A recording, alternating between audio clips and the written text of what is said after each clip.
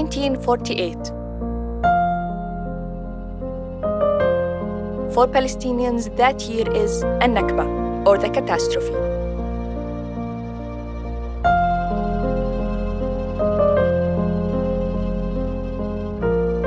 When hundreds of thousands were forced out of their homes.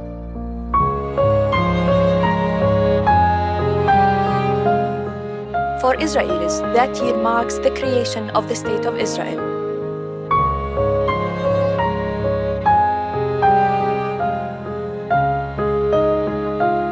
As a filmmaker and as a Palestinian, this documentary series was my way to understand the events of the past that are still shaping the present.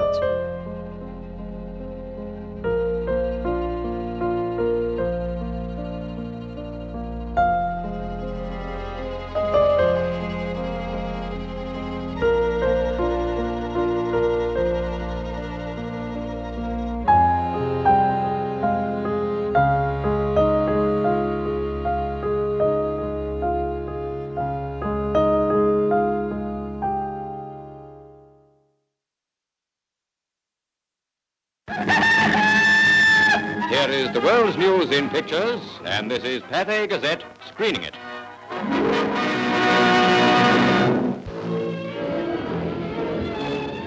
Theoretically, you're due for a share of these. They're real Jaffas being gathered in the groves of Palestine for shipment to Britain.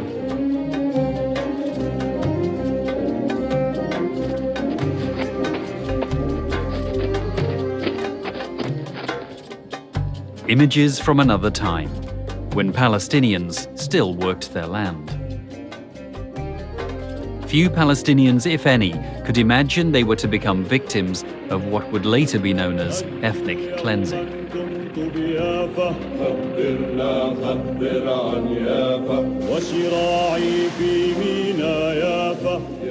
After 30 years of British rule, the question of Palestine was referred to the United Nations. The UN now became the forum for conflict. Talks focused on dividing Palestine into an Arab and Jewish state. For granting the Jewish Agency for Palestine a hearing, when we speak of a Jewish state, we do not have in mind any racial state or any theocratic state, but one which will be based upon full equality and rights for all inhabitants without distinction of religion or race, and without domination or subjugation. November the 29th, 1947. The UN General Assembly met to devise a plan for the partition of Palestine. ثم هذه خريطة الأراضي. كما ترين اليهود لم يملكوا أكثر من 5.5% من مساحة فلسطين. United Nations Resolution 181 divided Palestine into an Arab and a Jewish state, with Jerusalem being an internationalized city. The Jewish state would be granted 56% of the land. The city of Jaffa was included as an enclave of the Arab state. The land known today as the Gaza Strip was split from its surrounding agricultural regions, making the proposed state all but impractical in the eyes of many Palestinians. The draft resolution was presented for voting. The resolution of the Dutch Committee for Palestine was adopted by 33 votes, 13 against, 10 abstentions. أمريكا بالأساس إذن وفي عهد ترومان هي التي صنعت هذا القرار ودفعت ثمنه عن طريق الضغط وعن طريق الرشاوي إلى عدد من مندوبي الدول، وقد اعترف مندوبو ليبيريا في إفريقيا والفلبين وغواتيمالا، عدد من الدول اعترفوا خطيا بمذكراتهم بالضغط الأمريكي عليهم أو على حكوماتهم للتصويت، بدل التصويت مع العرب أو التصويت أو الامتناع عن التصويت إلى التصويت مع القرار الذي أمريكا وضعته. Arab newspapers ran a name and shame list of the countries that voted for the UN partition plan, and Arab protesters took to the streets. It was unthinkable in the United Nations for any other place in the world that a national liberation movement would share the land with the settler community by dividing it. What was important for the Zionists in the United Nations Partition Resolution was that it provided Israel with international legitimacy, but they didn't care for the borders, or they didn't stop them from thinking how to dispossess the Palestinians. أرادوا ترسيخ المبدأ وهو مبدأ الدولة اليهودية. حالما رسخ المبدأ وقبل دوليا هم تكفلوا بالتفاصيل، ولذلك برأيي الترانسفير هو مترتب عن فكرة الدولة اليهودية في مكان لا يوجد فيها أغلبية يهودية، وبالتالي لا مجال لللف والدوران حول هذا الموضوع. قلت دولة يهودية، قلت ترانسفير. Following the partition resolution, Britain announced it would end its mandate in Palestine on May the 14th, 1948. Outraged by the vote for partition, the Arab League decided to prepare the Palestinians for an armed resistance. Some 3,000 volunteers, some from across the Arab world, were sent for training in Syria. A figurehead for the struggle was the Grand Mufti of Jerusalem, Haj Amin al-Husseini. From his refuge in Lebanon, he felt confident the Palestinians, with help from the Arab countries, could prevail. حاج أمين الحسيني في 37 طلع من هون 11 سنة أو 10 سنين ما كان في فلسطين، ما كان يعرف الوضع. هون كان في كتير من الناس كانوا يشوفوا التمارين الصهيونية، كانوا يشوفوا كيف مسلحين، كانوا يشوفوا الكبوتسات والمستوطنات تبعهم، كانوا يعرفوا إحنا شو بنسوي ضد هدول. Palestinians began to organize local committees for self-defense. By the end of 1947, groups of young men were traveling to Damascus, Beirut and Cairo to acquire weapons and receive military training. احنا لما صار الانجليز بدها تطلع وتسوي ما عندنا سلاح. رحت اعطاني ابوي مصاري ورحنا اشترينا بارودة فيها يا ابني 3 رصاصات. بارودة حقها 100 ليرة فلسطيني فيها 3 رصاصات. شروا كم خلقة بارودة يطلع هالشباب يتدربوا عليهن. وصلنا لحد صحماتها قالوا لي جرب لشوف حظك بتقوس او لا، في عمود هناك مسكت الرصاص قوس اجت بالحديدة. طلقة تطلع طلقة تضل معصمة في جواها، جيبوا قضيب الحديد يصيروا يدقوا بهالفشك. طخوا كم رصاص وبلشت العام خلاص الفشك خلص الفشك منا. Early 1948. Despite the presence of the British, the Jewish agency, led by David Ben-Gurion, asserted increasing military and administrative influence in Palestine. Jewish paramilitary forces included the Haganah, the Irgun, and the Stern Gang. During the first half of 1948, their numbers swelled to as many as 40,000 men and women. On the other side, there were as few as 3,000 Palestinian irregulars. This was the remnants of the fighting force smashed by the British after the Arab Revolt in 1936. There were also an estimated 4,000 volunteers from the region, known as the Arab Liberation Army, led by an Arab nationalist called Fawzi al-Kawukashi. In terms of fighters, the Palestinians were outnumbered and outgunned. A small group of Zionist leaders and military commanders met regularly on a weekly basis from February 1947 to February 1948 for a whole year, planning the ethnic cleansing of Palestine. They didn't decide about it in a day. They had the weekly meetings, and in each week they became more and more convinced that this was the right way forward. In the first week of 1948, hostilities picked up. There were 2 bomb attacks against Palestinian targets. The first, a car bomb, destroyed the old Ottoman government house in Jaffa. It killed 26 people. The second, the bombing of the Semiramis Hotel in Jerusalem, killed over 20. At Oxford University's Middle East Centre, we found an important document.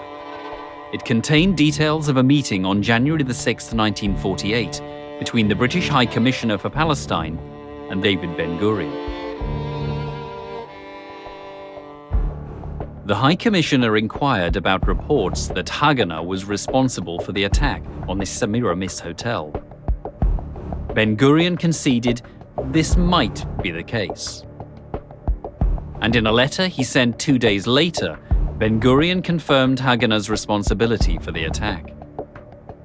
During the first 3 months of 1948, Jewish paramilitary groups carried out dozens of attacks on Palestinian cities and villages. Some operations were carried out by special units of Jews disguised as Arabs, known as Mistaravim. اليهود صارت تطلع على القرى بالليل، فاهم؟ وتعمل تحط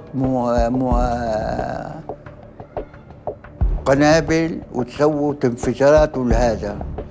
صرنا احنا ناخذ البارودة ونحرس خوفا من انه اليهود يدخلوا يعملوا هكذا. A direct challenge to the United Nations and its powers of war prevention comes from Palestine. The definition of legal and illegal forces becomes daily more obscure. Haganah, the force first legally raised for the defense of Jewish settlements, appears to function hand in glove with Irgun Tzvi Leumi, the outlawed terrorist army. The well-trained Jewish forces began to put their plans into action. On February the 15th, 1948, fighters from the Haganah and Palmach organizations attacked the village of Caesarea near Haifa. A young man called Yitzhak Rabin is believed to have been one of the field commanders in the assault. Over 1,000 Palestinians were expelled from Caesarea as the village was torched to the ground. What the Zionist forces did, they targeted 5 villages on the coast and experimented with them to see whether it works. And they expelled the inhabitants of 5 villages under the eyes of the British soldiers who were there or still there until May 48. And they found out that it was quite easy, that it didn't take much. There wasn't much resistance. The British did not interfere. دراسة بسيطة جدا وسريعة لكيفية سقوط القرى الفلسطينية، نصل إلى استنتاج أنه كل قرية فلسطينية كانت لوحدها تواجه مخطط وهجوم عسكري من قبل المنظمات العسكرية الصهيونية. عند عدد من ضباط اليهود صاروا شافوا أنه سهل جدا تشرد أو تشتت أو الفلاحين الفلسطينيين. الموضوع اللي كان بالحركة الصهيونية أنه بدنا إحنا دولة مع أقل عدد ممكن من العرب. March the 10th proved to be a fateful day. The final meeting was on the 10th of March 1948 when they drafted a plan known as Plan D or Plan Dalet, which finalized the last details about how to expel the Palestinians and dispossess them. بن غوريون أعطى تعليمات بمصطلح نظفوا، يعني قديش بتقدروا تطردوا عرب اطردوا. A diary entry from Ben Gurion exposes the extent of the Zionist agenda. He writes, "In each attack, a decisive blow should be struck, resulting in the destruction of homes and the expulsion of the population." The Palestinian and Arab fighters were determined to resist. This newspaper from March the 16th, 1948, reports that a Jordanian volunteer, a commander of the Haifa garrison, was trying to obtain weapons. His name was Mohammed al-Hunayti. كان والدي في حيفا، ولما رأى أن المناضلين ينقصهم التدريب والسلاح حز في نفسه، فاستثار همم ضباط الصف من الجيش العربي الأردني واستعدوا أنهم يلبسوا ملابس مدنية ويدربوا المناضلين. طبعا كلوب باشا كان قائد الجيش الأردني، طلب والدي وقال له أنت يعني ليش تعمل هيك؟ قال له أنا عربي وعلي أني أساعد أهل العرب، إحنا بندافع عن أرض العرب وعن الصخرة، وأنت ما بتعرف شو معنى الصخرة لا بالنسبة للأمة العربية والإسلامية. فلما شعر والدي أنه عليه ضغط استقال من الجيش العربي، فتوجه والدي إلى بيروت ودمشق للحصول على الأسلحة. حصل على كميات من الأسلحة. في أثناء عودته في قافلة السلاح من بيروت إلى حيفا، كانوا شباب نادي أسامة العكي بانتظارها، فعكا بيشوفوهم لليهود، قالوا احنا شايفين اليهود قاعدين بيجمعوا لك وحطوا لك موانع من 3-4 أيام، فالأفضل أنك تعود بالقافلة عن طريق بيروت دمشق عمان.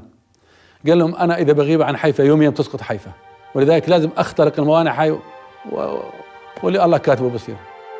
Al-Hunayti was killed in an ambush on the road to Haifa.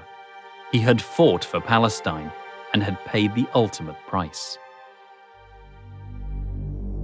Abdul Qadir al-Husseini was the charismatic commander of Palestinian forces in the Jerusalem area. He traveled to Damascus to plead for arms. He returned empty-handed. On the 6th of April, he wrote a letter to the Arab League holding it responsible for leaving the Palestinians defenseless and without arms. Eventually, al-Husseini had to sell his grandfather's land to buy weapons. On April the 8th, he rushed to the defense of Al-Kastal, a village overlooking the Tel Aviv-Jerusalem road. Here, Arab fighters faced heavily armed Jewish forces. Al-Husseini was an experienced commander, having fought against the British during the 1936 Arab Revolt.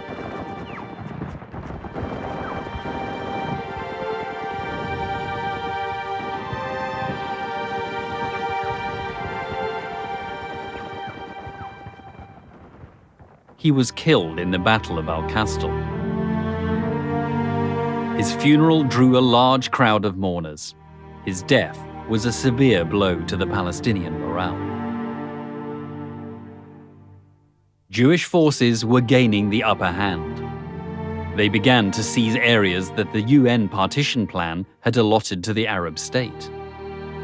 In this land grab, little discrimination was made between fighters and civilians.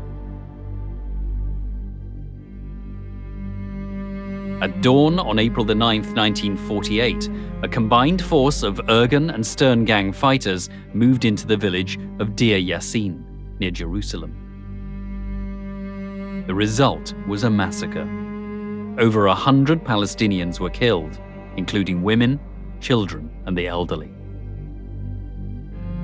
وحتى مذبحة دير ياسين كانت تبعد 2 أو 3 كيلومتر عن مكتب مدير البوليس البريطاني في القدس، وعندما أخبروه بأن هناك مذبحة تدور في دير ياسين لم يتحرك وقال هذا ليس من شأننا.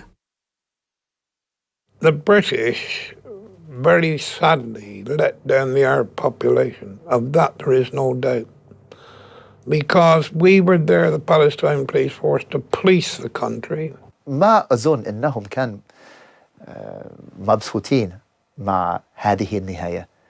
كانوا يشعروا بشكل of uselessness. بعض الشرطي الذي حكيت معهم قالوا لي في هذه الفترة قد نمشي في الشارع نرى الصراع بين يهودي وفلسطيني وإحنا زي ما كنش في المكان. British troops began their withdrawal a month before the date set for the end of the mandate. As soon as they moved out of an area, Jewish fighters moved in. كان كامب الجيش البريطاني، وهذا الكامب كان سبب في خروج البلد أو القضاء على البلد. فكانت استلمته الإنجليز زي ما قلت لك، والإنجليز أجوا في الليل طلبوا من اليهود يستلموا الكامب، سلموه في الليل. فهذول أهل القرى القراب راحوا يستلموا المعسكر الكامب، ففاجأوا في اليهود. راحوا لك اليهود مركزين، لما انقربوا اليهود رشوا اللي رايحين، إيش مات وإيش انجرح. اللي انجرح يزحف يوصل بين الشجر والقمح، واللي ما ظل مات ولا حدا جابه ولا إيش. بريطانيا أعطت سلاحها لليهود. كانت اليهود مدرعاتها دباباتها أسلحة كلها سلمته اليهود وطلعت بريطانيا.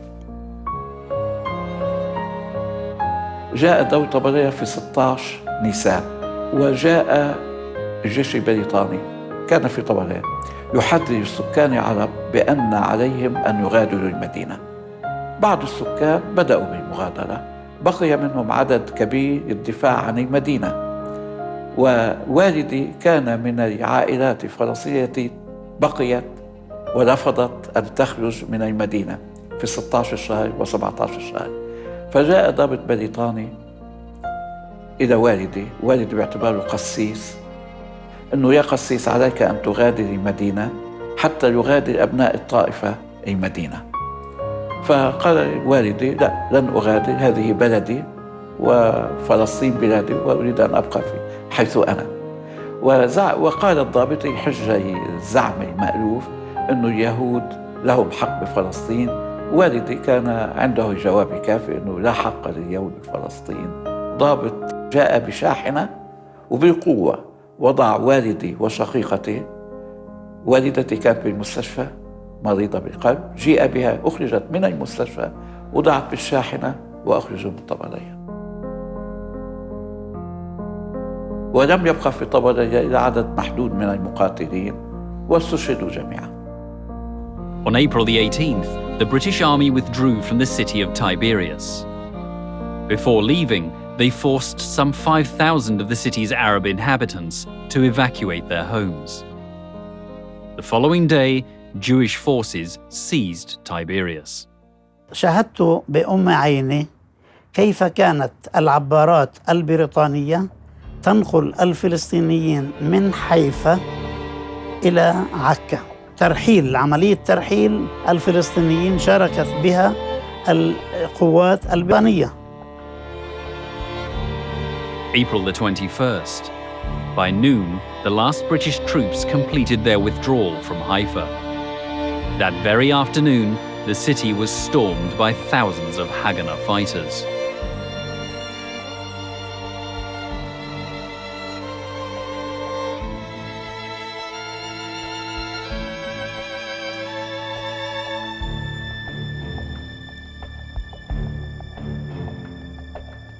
Some Palestinians and Arab volunteers stayed to defend their homes. After a 2-day street battle, 60 of them had been killed. The rest withdrew from the city.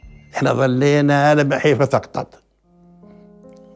لما سقطت حيفا كانوا إذا يعني الرئيسية سقطت، الراس سقط، واحنا شو بدنا نضل نسوي هان؟ طلعت العالم.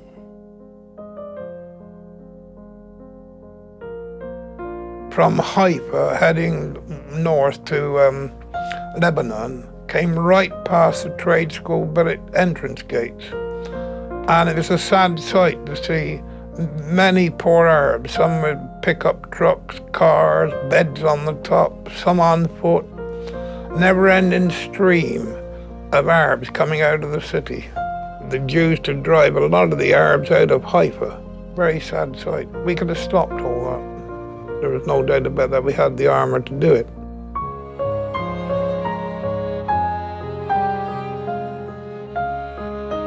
"50,000 Arabs were forced to flee their homes in Haifa, never to return. Today, a memorial stands in the city.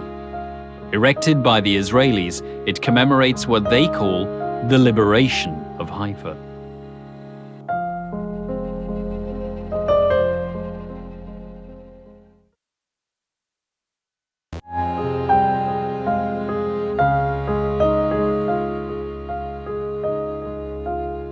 By late April 1948, the city of Haifa had fallen to Jewish forces. The coastal town of Jaffa was now their next target. قتال في يافا، منطقة الجبلية من أشرس المناطق اللي كانت تقاتل، هي متاخمة لتل أبيب والجوار هدول، تقاتل دفاعا عن يافا. تعرف مين كان يقودها؟ امرأة. يعني قيادة القوة اللي كانت المتطوعين اللي كانوا هناك امرأة اسمها مهيبة خورشيد. هذا للتاريخ كمان، وأنا شايفها بلباسها العسكري ومقاتل. Although designated as part of the Arab state in the 1947 UN partition plan, Jewish forces set their sights on Jaffa. During the last week of April, bombing of the city intensified.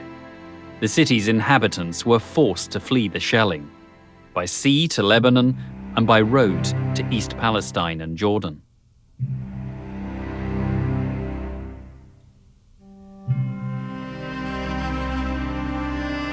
By May the 14th, 1948, the Haganah had taken control of Jaffa. 70,000 of its inhabitants had fled.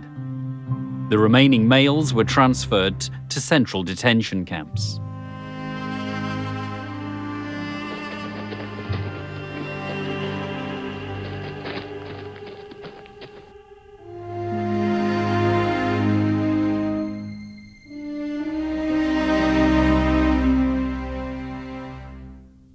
Detainees were forced to bury the corpses of fellow citizens now rotting in the streets.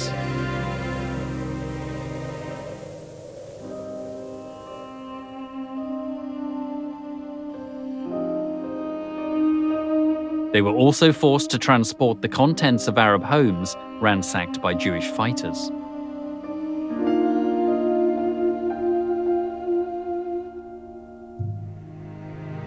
كانوا يأتون بالشاحنات ويفرغوا المنازل العربية من كل محتوياتها الهامة. يعني من مفارقات القدر أنه كانوا يأخذون المكتبات الهامة زي مكتبة السكاكيني ونقول زيادة وحتى المكاتب العادية، وتؤخذ إلى حيث تودع اليوم في المكتبة الخاصة بالجامعة العبرية في القدس.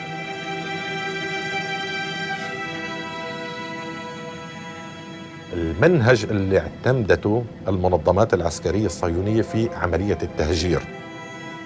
فالبصة كمثل تم حصارها وقصفها من 3 جهات وأبقيت المنطقة الشمالية مفتوحة. طبعا والشاطر يفهم المقصود إنه المنطقة الشمالية مفتوحة، شو بنقدر نوقع إحنا ضحايا بيكون منيح، نعمل ترويع وتخويف للسكان. وهذا اللي صار أهل البصة، إنه بنتيجة الحصار والقصف بالطائرات والمدفعية وعملية تهجير السكان صارت بالألف. اللي ما قدروا يهربوا تخبوا في كنيسة البصة، وبعد ما دخلت قوات الهجناء على البصة أخرجوا 4 وتم قتلهم، شباب وصبايا بجيل 14 وال15، والبقية قاموا في ترحيلهم. الهجرة تمت إلى لبنان لأنه تم قصف القرى والإغلاق عليها من 3 جهات.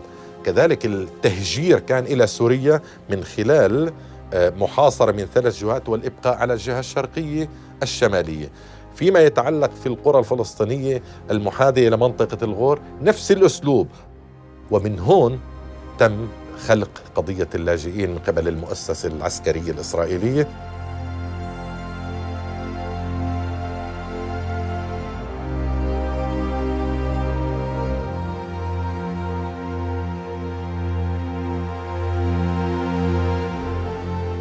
It happened many times that the Israeli very holy soldiers took 10 of the youngsters in the middle of the village, shot them just in order to kill them, in order that all the others will see it and run away. And if it's not enough, they took others also. The Palestinians left of their own accord and in the expectation of a triumphal return.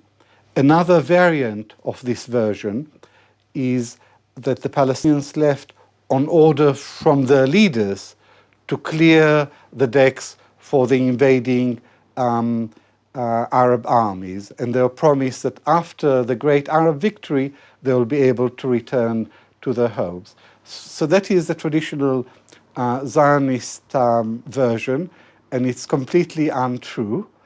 And there is a massive amount of hard evidence to contradict this version. Half of the Palestinians who became refugees were already expelled from their houses by May 1948. So I could say that out of the 530 Palestinian villages that were destroyed in the 1948 Nakba, half of these villages were already demolished by the 15th of May.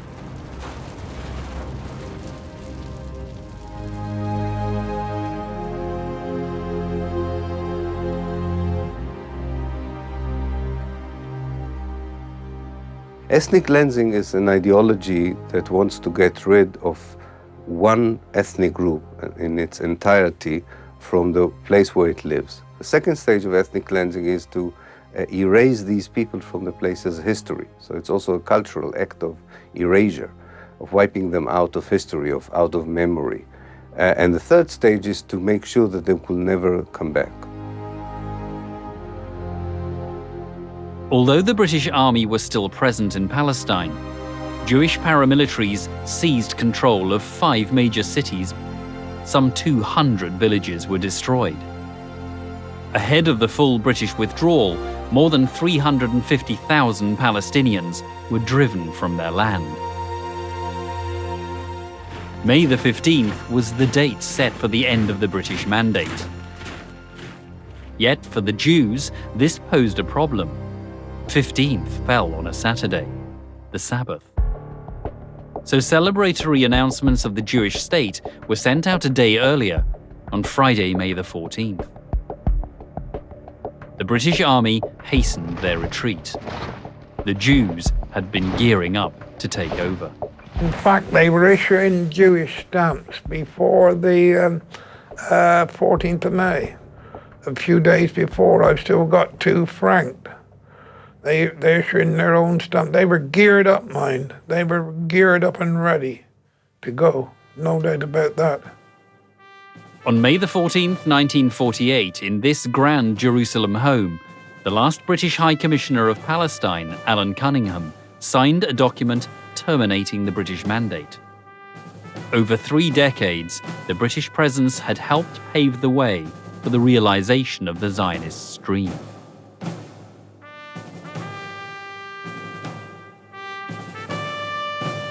The minutes of Britain's mandate are ticking to an end. In the morning, Cunningham inspected the Guard of Honor in front of his Jerusalem home. He then flew to Haifa.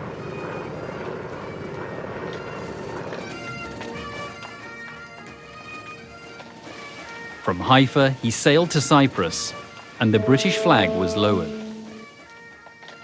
From the time the British occupied Palestine in 1917 to when they left in 1948, the number of Jews is estimated to have multiplied 10 times to 500,000. Meanwhile, as the British bid farewell to Palestine, Ben-Gurion arrived in Tel Aviv to ceremoniously declare the independence of the State of Israel. זכותנו הטבעית וההיסטורית על יסוד החלטת עצרת האומות המאוחדות. אנו מכריזים בזאת על הקמת מדינה יהודית בארץ ישראל.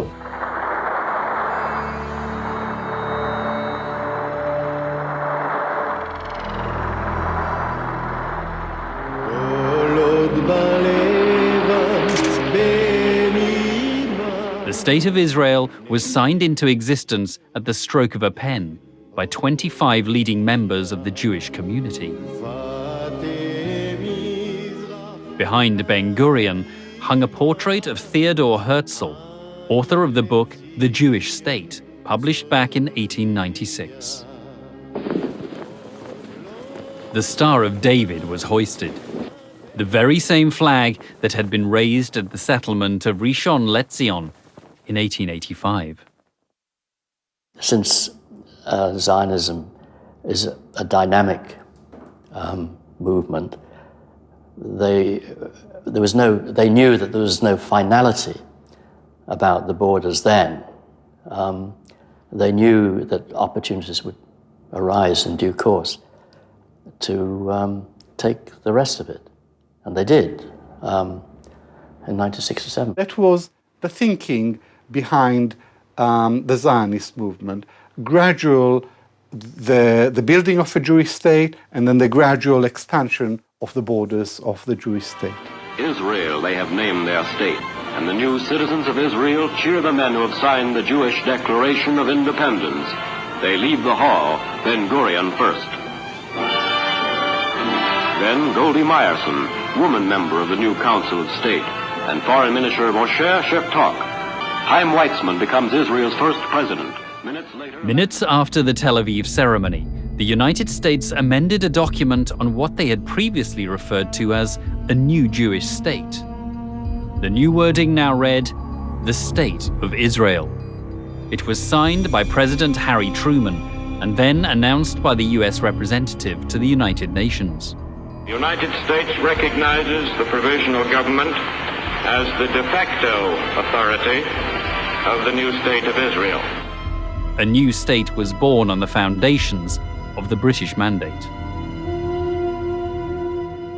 الذي حصلوا عليه أنهم ورثوا نظام الدولة الإنجليزي. عندما أعلنوا الاستقلال لم يهدموا البنى القائمة، أخذوها كما هي. يعني في واقعية وبراغماتية رهيبة عند القيادة الصهيونية الأولى بقيادة بن-غوريون. يعني البنية الدولة تؤخذ من الانتداب من الجيش للأمن لا كما هي، ثم يبدأون بصهيونتها.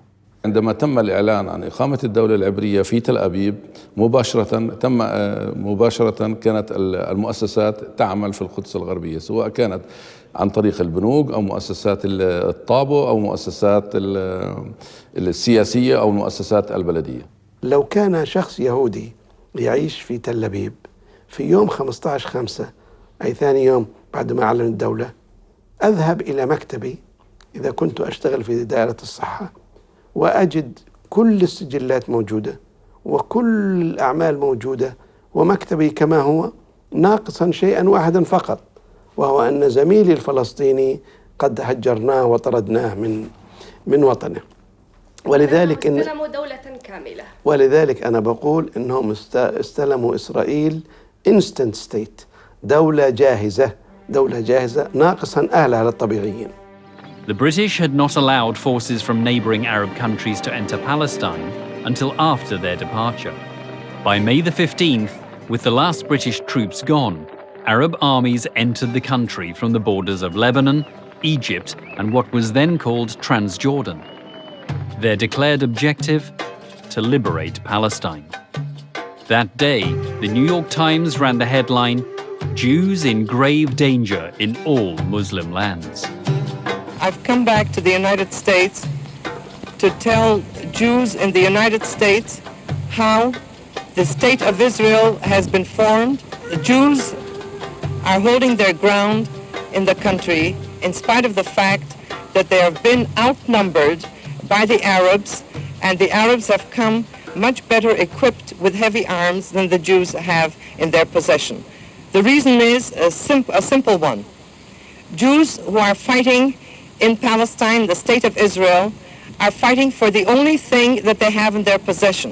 It means life or death to them. The Jewish forces in 1947-48, they were far stronger, even far more numerous, actually, than the combined Arab armies.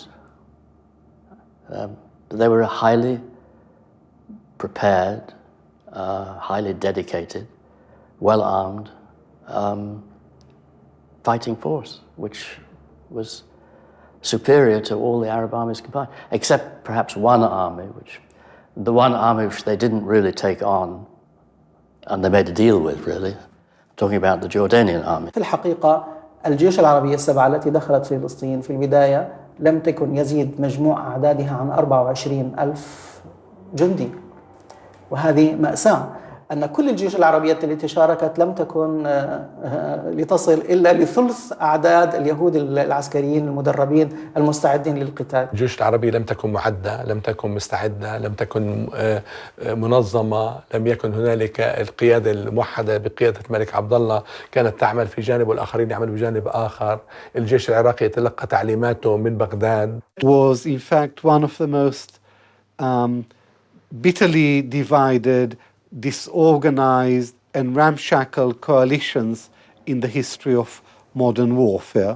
الحركات الصهيونية في منظمة الصهيونية تلك الفترة كانت تملك قرارها، العرب لم يكن يملك قرارها.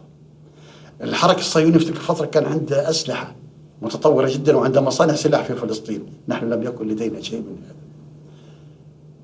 الحركة الصهيونية والمنظمة الصهيونية في تلك الفترة كان عندها امتداد عالمي، كانت بأمريكا تقف إلى جوار، كان حتى السوفيت يقف إلى جوارها، وما كانت بريطانيا وكل العالم، نحن لم يكن يقف إلى جوار العالم. يعني بكل المقاييس كانت المعركة تسير في صالح المنظمة الصهيونية. 2 days after the Arab armies entered Palestine, the Israeli forces drew their focus on Acre. جاءوا اليهود واحتلوا تل نابليون، ومن هذا التل بدأوا يطلقون نيرانهم على البلدة القديمة. كنا ننتظر مجيء النجدة العربية، لم يأتي أي أحد. Acre fell, and 10,000 of its inhabitants were expelled. إجا عنا يوم من الأيام مجيد بيك أرسلان، قالوا له يا بيك يا باشا صفت سقطت وعكا سقفت، وإحنا قعدنا بالنص هون، وإحنا ما في عنا سلاح ولا شيء. شو بقولنا؟ قال ما كنت متأمل من أهالي ترشيحة أسمع الكلام هذا.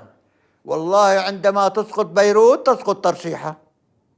راحوا اللي هو بعث لنا أنت تانك رايفل، هذول 2 مدفعية من أيام 6 مدورين معهم كل واحد رصاصة. قال هذا بخسيس من الدولة اللبنانية وهذا بدنا حقه. فهم؟ ظلوا على الشارع، أخذتهم اليهود. في بيجوا عراقي لعنا، فهم؟ ضابط اسمه جاسم قال له يا ابو سامي بتعرف شو بيقولوا بالعراق اليوم؟ قال له شو؟ قال له لما بيقولوا دخلنا ترسيحه بيهللوا بكبروا، لما دخلنا عكا بيهللوا بكبروا، لما بفلان كنا بكبروا. بيعرفوش احنا ما احتلناش ولا مستعمره. انا راي على العراق، ان كان بدهم يقاتلوا والله جاي اقاتل، كان بده يقاتلوا في عندنا اكل بناكل هناك. احنا قانون الدول العربيه عمي، ما طلعنا احنا. شوي ولا جاي من عبد الاله قالوا لهم محل ما بكيتوا ترجعوا. رجعوا صاروا مثل والله يعني كيف من هالتراب ويعفروا على رؤوسهم الجيش العراقي. خيانه. أنا مضيت معظم الوقت مع الجبهة الأردنية، كنت أطل على الجبهة العراقية ورحت على الجبهة المصرية. بيقدرش الواحد يقول عنهم شيء، وبالعكس ناس حماسهم قوي وعملهم قوي، لكن للأسف وعدائهم للعدو حقيقي، وعدائهم لقيادتهم الإنجليزية على مستوى كتيبة وسرية، وهذا كمان خصوصا الجيش الأردني كبيرة. The Jordanian army was commanded by the Englishman Sir John Glubb, known as Glubb Pasha. Over 40 other British officers also served in the army and held great influence.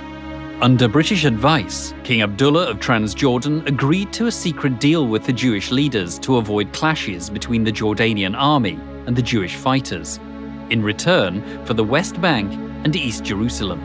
Such token resistance was the reason Glubb later called the 1948 war the Phony War. Glubb is a very complex character. He was not the simple-minded soldier that he pretended to be, but he was a highly sophisticated politician who imposed on the Arabs Britain's partition plan. The meeting was between Ernest Bevin, the Labour government's foreign secretary, and Tawfiq Abul Hoda, the Jordanian prime minister, who was accompanied by Glubb Pasha, who also acted as an interpreter. Bevin asked Abul Hoda, what do you plan to do? And Abul Hoda said, we plan to send the Arab Legion to protect and keep the Arab part of Palestine. And Bevin said, that seems the sensible thing to do, but do not go and invade the Jewish part. 2nd of May, they met for the last time, British officers in the Arab Legion, to find a solution for Jerusalem, but it didn't work. But what else happened in that meeting is that they brought maps which showed where the Jordanian Legion would stop and would not enter the Jewish state. And where the Jordanian Legion stopped is today the border of the West Bank. That's how the West Bank was actually created. هذا الكلام التزم فيه حرفيا جلوب باشا، بمعنى خرجنا اللد والرملة. On July the 10th, the Jordanian forces pulled out of Lod and Ramla. Clear of Jordanian forces, the two cities were bombed by what was now the Israeli Air Force.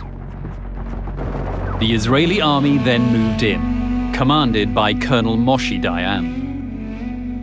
In Lod alone, over 100 Palestinians were massacred inside the Dahmash Mosque. More than 50,000 Palestinians were expelled from the two cities. Walking without provisions in the summer heat, many died of exhaustion in what has since become known as the Lidda Death March. Despite the presence of the Arab forces in Palestine, atrocities were still committed, yet few are well documented. Israeli historian Theodore Katz submitted a thesis claiming the Israelis had committed a massacre in the coastal village of Tantura. They closed all the 4 sides of Tantura, kind of a boat from the Israeli young navy that was closing the side of of the seashore in order that they won't be able to run away. What I heard from one of the Jews I interviewed, a soldier in the 2nd company, he was moving with his pistol of 9mm on the shore among the men, asking them, where is your rifle? Those who said that my rifle is somewhere next to my house was taken like this with a rope to his house by 2 or 4 people. And the text was then, the rifle came out and the one did not. And those who answered there on the beach, I have no rifle, were directly shot in their head. Now, this is not a Palestinian story. This is a Palestinian of a Jew that was a lawyer in the state of Israel many years. The Palestinian men of Tantura were taken to the cemetery. And there they were told, they were put in lines and they were told to begin digging. And whenever a line finished digging, they were shot and fell down inside. There was no worry on the Zionist leadership side that the soldiers will not understand what is expected of them, because they already dehumanized the Palestinians in their thinking and perception long before the operations themselves began. The State of Israel was formed through blood and fire. Yet this was neither the start nor the end of suffering for the Palestinians.